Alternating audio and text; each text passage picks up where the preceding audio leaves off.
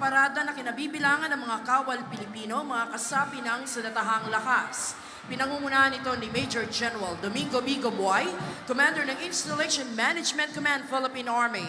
Ang kanyang kalupunan, Colonels Domingo Mischola Jr., Rustico Villanueva, Sadiri Tabutol, Rick Michael Baring, at Captains Boyd Amorado at Jonathan Salvilla. Mangyaring magsitayo ang lahat para sa pagdating ng ating watawat ng Pilipinas.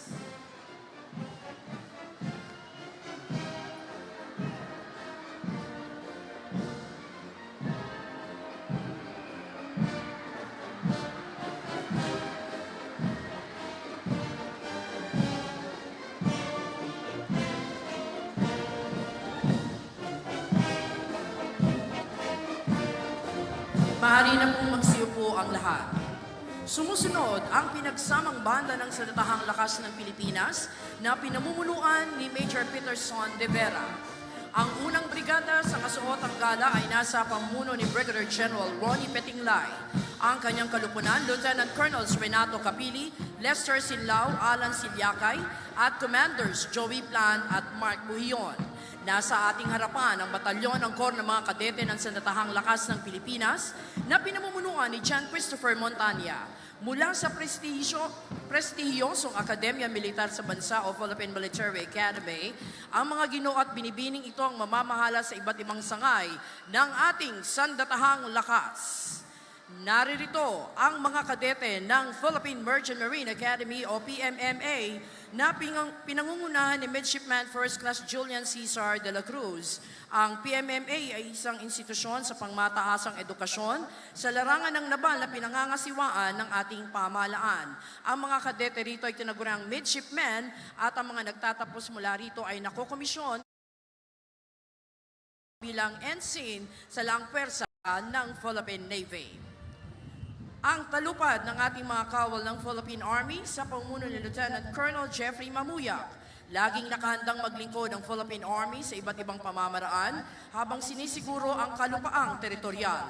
Isinusulong ang kaalaman sa pamamagitan ng Armed Military Sea Patrol System at iniaangat ang antas ng kabuhayan ng ating mga kababayan. Bitiin itong maging world-class, multi-ready at gross-domain capable sa taong 2014. Narito ang talupad ng mga kawal ng Philippine Navy sa pangunguna ni Commander Jojit Siscar. Ang Philippine Navy ang siyang nangungunang tagapagtanggol at tagapangalaga ng ating nasa sakupang dagat. Nagsasagwa ng mercy missions, rescue at relief operations sa panahon ng kalamidad at kabilang na rin ang pangangalaga sa yamang dagat at kapaligiran nito. Nasa ating harapan ang tulupad ng mga kawal ng Philippine Air Force na pinangungunahan ni Lieutenant Colonel Leoncio Sirunay III. Sila ang tinaguriang mga anghel na mapaglingap, tagabantay ng ating himpapawid, sumusuporta para sa tactical air support at mobility para sa mga tauhan at kagamitan ng ating Sandatahang Lakas. Ang pangalawang brigada sa kasuotang battle dress attire ay binubuo ng Special Operations Forces sa pangunguna ni Commodore Dwight Steven Dolnoan. Ang kanyang kalupunan, Lieutenant Colonel Sir Melino Tusi, Christopher Lawrence Abastar, Benefe Montenegro, Alvin Aurel at Reynaldo Zamora. Narito po ang talupad ng Scout Ranger at Special Forces ng Philippine Army sa pamumuno ni Lieutenant Colonel Vilmor Manawis. Sila po ang mga individual na nakaaangat ang kasanayan at sinusuong ang operasyong tulad ng small unit operations mula reconnaissance, intelligence, demolitions, gayon din ang jungle warfare, unconventional warfare at mga operasyong kontra-terorismo.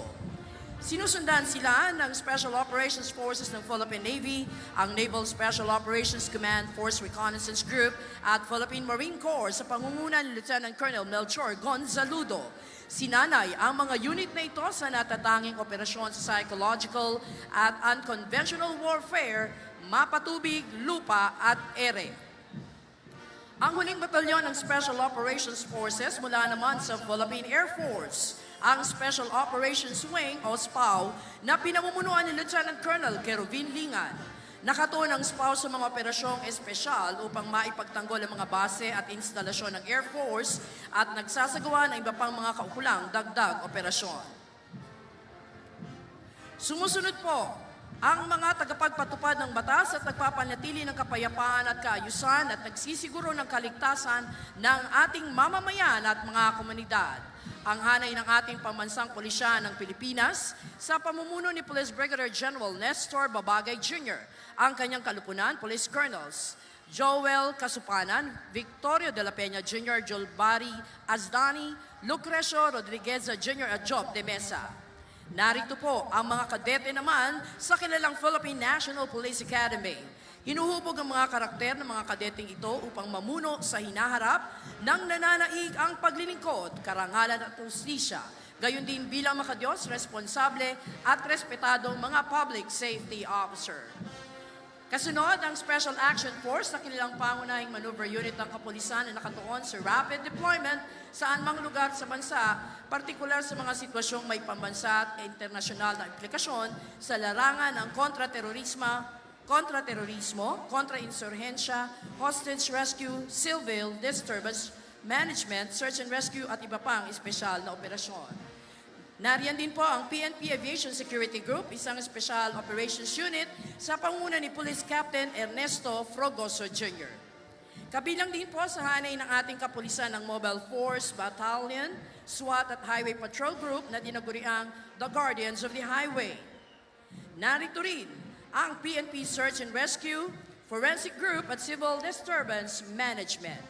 Isinusulong ng ating kapulisan ng pangarapin o visyon na maging isang ahensya ng mga lingkod bayan na may kakayanan, epektibo at mapagkakatiwalaang pulisya sa pakikipagtulungan sa mga komunidad tungo sa pagtatamo ng tahimik, maayos at ligtas na kapaligiran. Isa naman po sa ating pangunahing tagapangalaga at tagapagtaguyod ng kaligtasan, kalinisan at seguridad sa ating karagatan at yamang dagat, ang Philippine Coast Guard, na pinamumunuan ni Coast Guard Commodore Eduardo de Luna Jr. Ang kanyang kalupunan, Coast Guard Captain Sector Rafin Michael Andag, Oliver Tanseco, Coast Guard Commanders Alberto Ferre, Alexander Corpus at Richard Gura. Ang unang batalyon ay nasa pamuno ni Coast Guard Commander Arvin Liwanen. Pinalakas sa Republic Act 9993 of Philippine Coast Guard Law, ang PCG bilang ganap na uniformed and armed service attached to the Department of Transportation and Communications. Ang pangalawang batalyon, pinamumunuan ni Coast Guard Lieutenant Commander Paul Ives Kakanindin. Pangunahing tungkulin ng Philippine Coast Guard ang Maritime Search and Rescue, Maritime Safety, Marine Environmental Protection, Maritime Law Enforcement at Maritime Security. Sumusunod po ang mga kinutawan ng Bureau of Fire Protection sa pamuno ni Fire Chief Superintendent Junito Maslang, ang kanyang kalupunan, Fire Senior Superintendents Florian Guerrero, Douglas Guiap, Aristotel Banyaga, Eugene Briones at Menandro Bastian. Ang unang batalyon ay pinamumunuan ni Fire Superintendent Jeffrey Atienza. Responsable ang ahensyang ito sa pagsisiguro ng kaligtasan ng mamamayan sa pamamagitan ng pag-iwas o supresyon ng panganib at kapinsalaang dulot ng mga sunog sa mga gusali, kabahayan at iba pang katulad na istruktura, gayon din ang kagubatan at mga sasakyang panlupa at pandagat. Ang pangalawang batalyon ng BFP ay nasa pamumuno naman ni Fire Superintendent Ronaldo Sanchez. Bahagi ng pagsisiguro ng BFP ang pagtugon sa mga paalala at mga hakbangin laban sa sunog, ang edukasyon sa fire safety, fire protection at life safety systems. Kilala rin sa tawag na Jail Bureau, ang Bureau of Jail Management and Penology, binuo sa pamamagitan ng Republic Act 6975 na nasa ilalim ng Department of Interior and Local Government. Ang grupong ito ay nasa pamuno ni Jail Chief Superintendent Arnel Peralta. Ang kanyang kalupunan, Jail Senior Superintendent Jonathan Lavapie, Lorenzo Reyes Severino Kita, Ronaldo Senok Ambrosio Ambulan, Jose Gemelo Taol at Ruelito Bobadilla. Ang sumusunod na batalyon ay nasa pamuno ni Jail Superintendent Erwin Breis.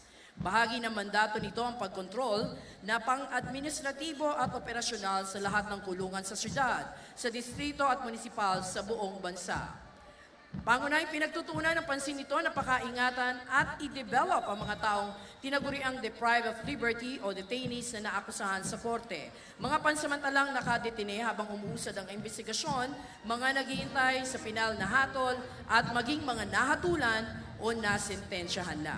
Narito naman po ang ating mga kawani ng Philippine Drug Enforcement Agency na pinamumunuan ni Investigation Agent 5 Irvin John Coderes. Ang kanyang kalupunan, Agents Arnold Fiel Navarro, Matt Joffrey Rayala, Kevin Codamon at Roy Castillo. Nariyan din po ang kanilang mga commanders na sina Agent Alfredo Santiago Jr., Gregor Bogalin at Raymond Paglikawan. Kinakatawan ng mga profesional na tagapagpatupad ng batas laban sa iligal na droga, ang Philippine Drug Enforcement Agency ay nagsisilbing tagapagtanggol ng bansa laban sa ipinagpabawal na gamot. Ang mga kawini ng PIDEA ay pawang nagtapos sa PIDEA Academy. Sa loob ng 22 taon, ang PIDEA ay nangunguna sa pagpapatupad ng komprehensibong kampanya laban sa iligal na droga sa pamamagitan ng mga programa naglalayo na mapaiwas ang tao sa droga, mapalayo ang droga sa kanila at mareforma ang mga nabiktima ng iligal na droga.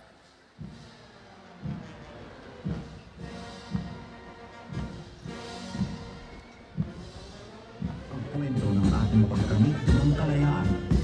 Ito